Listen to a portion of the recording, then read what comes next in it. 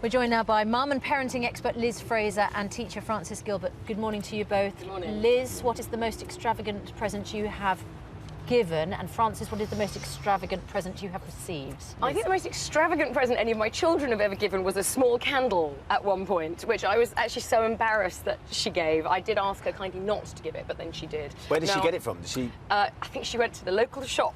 Oh, so she spent But she her really pocket money on wanted it. to. She did, and so for her that was a really big thing. But we don't do present giving for teachers. We make something. I think Personal. that means more. It's a personal thing. Best thing that any of my children have ever given a teacher, actually, according to the teachers, was a little, almost like a cross, like a word search. Which I can't say which of my children did this because they'll just die of embarrassment. But it was like a word search, and she did it all herself. She was 10, I think, and put all the relevant words, like they'd been on a trip to the farm or whatever it was that class had done. That teacher took the time to then come to me afterwards, and she said that is the nicest thing any pupil has ever given me, and she'll keep it forever. Yeah. So. Frances?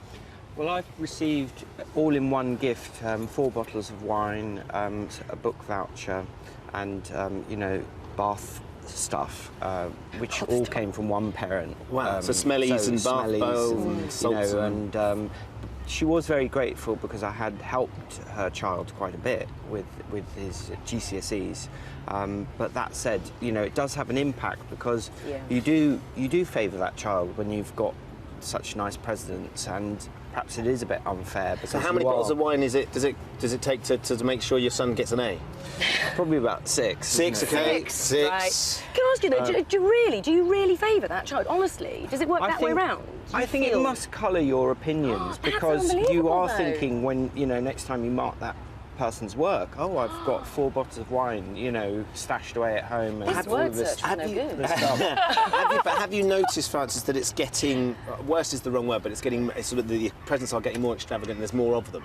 It's definitely getting worse, I think, and it does worry me, and that's why I'm in favour of, like Liz, just having a card and just getting rid of the whole thing altogether because, parents are desperate for their children to do really well, and they're expecting, well, I mean, that's extra favourable treatment if they give presents, I think. And Liz, that's going to leave, I can imagine cereal spoons clattering up and down the country in the kitchens as people think, actually, clearly this does matter. And we all have, obviously it's a light-hearted discussion, blah, blah, but somewhere underneath there, first of all, you have to ask yourself, who are you doing this for? Most parents are doing it for other parents. Let's be really honest. There is a lot of one-upmanship that goes on.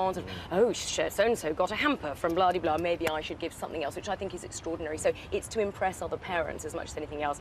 But also, think about the impact it's having on your child. Think about what that tells them when you say to your child, oh, you must go and give, Mrs. So-and-so or Mr. So-and-so a present. By the way, it is your job to teach, right? I don't get gifts and presents for doing the work that I do. So there's a slightly strange thing for me about that, of saying, oh, thank you very much for looking after our children. Here's a weekend in a spa. Well, it's funny, Alexandra's got in touch to say, I don't agree with buying gifts for teachers. You don't give a bus driver a bottle of wine when you get off the bus, and nurses aren't allowed to accept gifts. Yeah.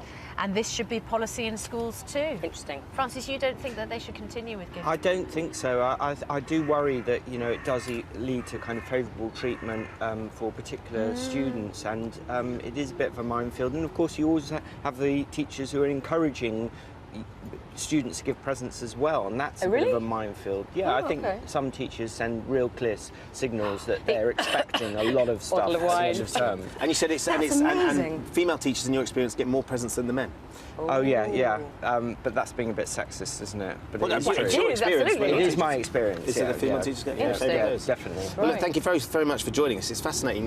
Nikki has tweeted in, say, I once got given a small glass ship in a bottle with 2 Quality Streets sellotaped to the outside, which I think is nice. Must be one of the more unusual presents.